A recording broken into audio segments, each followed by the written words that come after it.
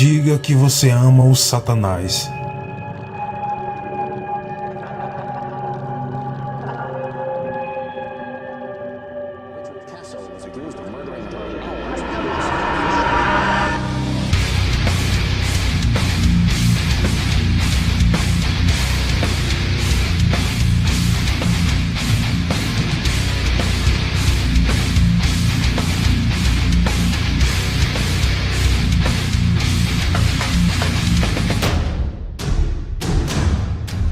Diga que você ama o Satanás. Uma frase que vale um título, uma história, uma época. No vídeo de hoje, nós vamos nos aprofundar em uma espécie de enciclopédia do macabro. Um assassinato particularmente hediondo e violento, ácido e satanista, envolto em drogas, música e uma juventude perdida e sem rumo. Os Estados Unidos da América é o pano de fundo. Mas estamos falando de um assassino em série? Não desta vez. Na verdade, o protagonista do vídeo de hoje é considerado o próprio mal em pessoa. Um mal disfarçado em um garoto de 17 anos de idade, chamado Ricky Kasso. Richard Allen Kasso Jr. nasceu em 29 de março de 1967 em Huntington, no condado de Suffolk, estado de Nova York. Sua mãe era professora de história e o seu pai treinava o time de futebol local. Uma família normal, como dizem por aí, uma típica família americana. Mas, no entanto, Ricky mostrava uma intolerância total em relação à sociedade, às instituições e à própria família desde cedo. Ele era a ovelha negra da família, perdido e irrecuperável, um verdadeiro sociopata. O relacionamento com seus pais era tudo menos amoroso. Rick praticamente não dormia em casa devido às constantes brigas com seus pais. Ele dormia onde dava, no carro, na rua, na casa de um amigo, na garagem, na mata. Mas Rick era apaixonado por futebol, só que o esporte e uma vida saudável não pertenciam a ele. Ele começou a usar todo tipo de drogas, da maconha ao haxixe, LSD e diversos outros tipos de alucinógenos. As drogas nos Estados Unidos, na virada dos anos 70 e início dos anos 80, circulavam em quantidades anormais. Montanhas de drogas invadiam os subúrbios, as cidades e se espalhavam de costa leste a costa oeste. Com isso, milhares de jovens se refugiavam nas drogas. Entre eles, Ricky Kasso. Amigos e conhecidos descreveram Ricky como sendo um garoto complicado desde a infância. Mas o problema dele não era somente as drogas. De fato, haviam outros elementos que marcaram a sua adolescência, e tudo em sua vida girava em torno da música e do satanismo. De modo geral, Rick sofria do encanto hipnótico de grupos de rock e heavy metal, cuja imagem e cujas disposições lembravam, de forma mais ou menos explícita, o ocultismo, o diabo, o satanismo, a magia negra, as drogas e os seus efeitos, rebelião, desenraizamento e subversão de regras e convenções sociais e culturais. Rick levou isso a sério. Essas eram questões que ele abraçava ao ponto de transformá-las em uma doutrina para sua vida.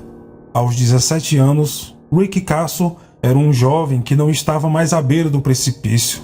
Na verdade, ele já havia caído lá, fisicamente debilitado pelo uso compulsivo de drogas e álcool e psicologicamente fragilizado. Cabelos assanhados, longos até o pescoço e com um olhar demoníaco. É nesse estágio que Rick se junta a um grupo de jovens satanistas, os chamados Cavaleiros do Círculo Negro. Um grupo que pregava o satanismo agudo, de uma forma que jamais se viu antes. Este grupo não era apenas adepto do satanismo e o uso de drogas. Eles eram envolvidos com o tráfico de substâncias alucinógenas ilegais. Em resumo, era um grupo de traficantes viciados em metanfetaminas e que adoravam o diabo. À noite, Eles gostavam de violar túmulos, desenterrar os defuntos e praticar todos os tipos de sacrilégios com os corpos. Eles costumavam marcar as lápides, os corpos e as paredes dos cemitérios com símbolos como cruzes invertidas, pentagramas e o número 666. A cidade de Northport era o principal alvo das atividades do grupo. A fama satanista de Rick se fortalecia a cada dia. Para ele, ser chamado de satanista era um orgulho. Inclusive, ele costumava conversar com seus amigos e falava sobre visões demoníacas e como o diabo se comunicava com ele.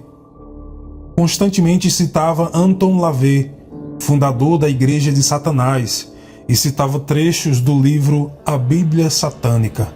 O satanismo se torna a segunda droga de Rick, e o demônio, uma dependência crônica, se entrelaçando com drogas sintéticas em uma mente deturpada.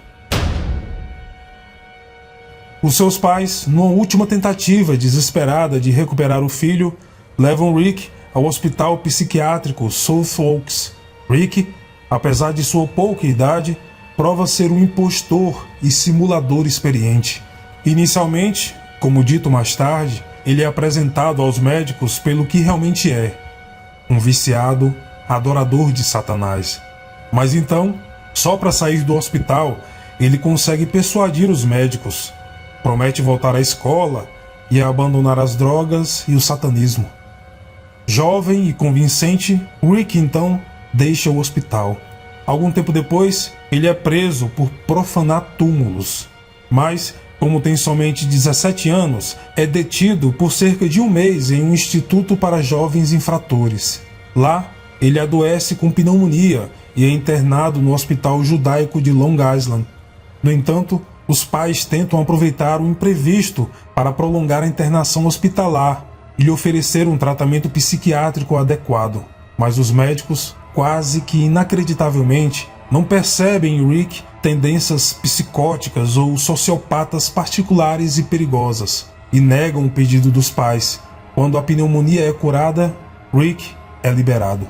Então, o relacionamento conturbado com os pais se deteriora ainda mais. Embora Rick nunca tenha dito que odiava os seus pais, ele não queria ficar perto deles, pois ele não aceitava o fato deles acharem que Rick estava louco. De fato, Rick não era louco, no sentido comum do termo, pois ele era capaz de entender tudo o que fazia.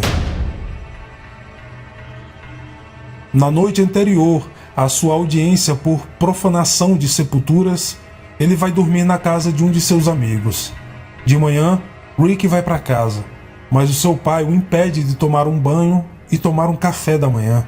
Ele sequer entra em sua casa. Seu pai logo sai e juntos vão ao tribunal. Então, após a audiência, o pai deixa o menino em frente a uma loja. Rick pede dinheiro para tomar um café da manhã, mas a resposta é negativa. O menino então começa a chutar o carro de seu pai. Rick sai furioso do carro e o seu pai fica esperando por ele. Meia hora depois, Rick volta e o seu pai dá alguns dólares a ele e diz para que ele não ligue mais para casa e não fale com as suas outras 3 irmãs. Pai e filho chegam ao ponto de ruptura. Gary Lauwers era membro de um grupo satanista, os Cavaleiros do Círculo Negro. Ele e Rick viviam se esbarrando e ameaçando um ao outro. Os dois eram considerados líderes e tinham que marcar seu território de alguma forma. Alguns membros do grupo consideravam os dois como rivais, mas de tão parecidos, eles eram quase irmãos gêmeos. Enfim, Rick Castle e Gary Lauwers são tudo menos amigos. De fato, podemos dizer que os dois queriam firmar território e prestígio no grupo, mas as divergências entre Rick e Gary surgiram no negócio do grupo com as drogas. Gary havia roubado drogas de Rick, drogas e dinheiro. Os dois se enfrentam e trocam acusações várias vezes, chegando até agressão física. Até que um dia, Gary finalmente decide pagar a Rick pelo roubo. O grupo se reúne como de costume e Gary salda a sua dívida, devolvendo a Rick o dinheiro das drogas que havia roubado. algo em torno de $100. Certa noite, Rick e outros membros do grupo se encontram no Parque Cole Arbor em Northport. Entre os presentes no local está Gary Lauwers, James Troiano e Albert Quinones, os cabeças do grupo satanista. Os jovens vão até um bosque para usarem drogas. A tensão começa a subir. Os garotos querem manter a fogueira acesa, mas não há lenha por perto. Gary então, para evitar que o fogo se apague, joga as suas meias no fogo. Depois, as mangas da sua jaqueta. Rick o provoca, dizendo: "Por que você não queima a jaqueta inteira?" Entre insultos e provocações, os meninos começam a consumir drogas. Está escuro e é uma noite fria. De repente, no meio do frenesi alucinógeno, Gary exclama: "Eu tenho uma estranha sensação de que você vai me matar." Rick então responde: "Eu não vou matar você, você está louco? O consumo e o tráfico de drogas, o dinheiro da partilha, as dívidas do grupo, as drogas roubadas e a rivalidade entre os jovens parece ter sido reavivada junto com o fogo e o consumo de drogas." Albert Quinones, embora preso no poderoso alucinógeno, assiste a cena entre os dois rivais. Uma viagem, como ele define. Rick e Gary começam a brigar. Rick morde o pescoço de Gary e a orelha. Ele então esfaqueia Gary, que tenta escapar em vão. Um dos amigos de Rick, James Troiano, pega a faca com a qual Rick acabou de ferir Gary, como se estivesse dando apoio ao amigo. Rick manda Gary se ajoelhar e então ele diz o seguinte: "Diga que você ama o Satanás." Mas Gary responde: "Eu amo a minha mãe." Rick então fala mais alto, quase berrando: "Diga que você ama o Satanás." Gary vê a loucura em seu olhar, mas mesmo assim o enfrenta e diz: "Não, eu amo somente a minha mãe." Neste momento, Rick pega novamente a faca. Os golpes seguem um após o outro, incessantes e mortais. A violência com a qual Rick desfere as facadas é inacreditável. Foram cerca de 36 golpes. A lâmina dilacera o abdômen, peito, a face e os olhos de Gary, mas ele não morre imediatamente. A sua agonia dura cerca de 4 horas. O corpo do adolescente então é coberto de folhas e galhos. Rick Carson retorna à sua vida como se nada tivesse acontecido. Amigos, drogas, música, satanismo e as ruas escuras de Northport. Mas ele é um centralizador, com um ego muito carismático e doentio. Ele confia aos seus amigos o que aconteceu, gabando-se de seu empreendimento assassino, um sacrifício humano, de acordo com ele, diretamente inspirado pelo próprio diabo, conforme ele relata. Após o assassinato, Rick diz ter ouvido o grasnar de um corvo.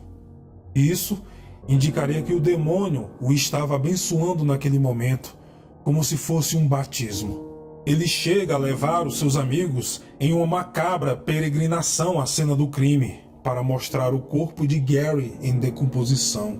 Rick Castle e James Troiano, mais tarde, enterram o cadáver de Gary Lauwers dentro de um pequeno buraco. O burburinho na cidade sobre o sumiço do jovem Gary ganha as ruas. Assim, inevitavelmente, as pessoas começam a ligar o desaparecimento do garoto com um grupo de jovens satanistas, do qual ele fazia parte, que já são conhecidos na comunidade. Logo, o fato se espalha por toda Northport e nas cidades vizinhas. Em 1º de julho de 1984, uma denúncia anônima chega ao escritório da polícia. No dia 4 de julho, os agentes descobrem o corpo mutilado e em estado avançado de decomposição de Gary Lauwers. Os ossos e os pedaços de carne mostram sinais evidentes das violentas punhaladas. A cena do crime e os testemunhos coletados oferecem aos investigadores uma estrutura suficientemente clara e inequívoca. Todas as pistas levam a Rick Castle e ao seu amigo James Troiano. Rick Castle é preso em 5 de julho de 1984, juntamente com James Troiano. Albert Quiñones também é preso, mesmo tendo apenas assistido impotente o assassinato de Gary Lauwers. Seu testemunho, em troca de imunidade, no entanto, é considerado como não confiável, porque naquela noite Albert estava sob o efeito de alucinógenos. Mas, em abril de 1985, após as declarações de Albert, que só agora parecem plausíveis e compatíveis com o que realmente aconteceu, James é absolvido da acusação de homicídio em 2º grau. Rick Castle é preso e depois é levado para uma cela reservada, talvez por vergonha, talvez pela pressão psicológica excessiva ou simplesmente um último ato dramático de rebeldia, como um sacrifício humano em honra do Satanás, tão reverenciado em sua vida. Ele comete suicídio em Riverhead, Nova York, aos 17 anos de idade. O eco da mídia dos fatos ligados ao sangue de Rick Castle reverbera com enorme impulso em todos os Estados Unidos da América. Rick Castle logo se torna um símbolo macabro, que ficou conhecido por muitos como o Rei do Ácido. O assassinato de Gary Lauwers por Rick Castle e James Troiano inspirou filmes, livros, músicas, documentários, camisetas, um indício de como um crime e o seu criador podem se tornar parte integrante da cultura popular. Rick até hoje é lembrado, temido por muitos, mas endeusado por outros.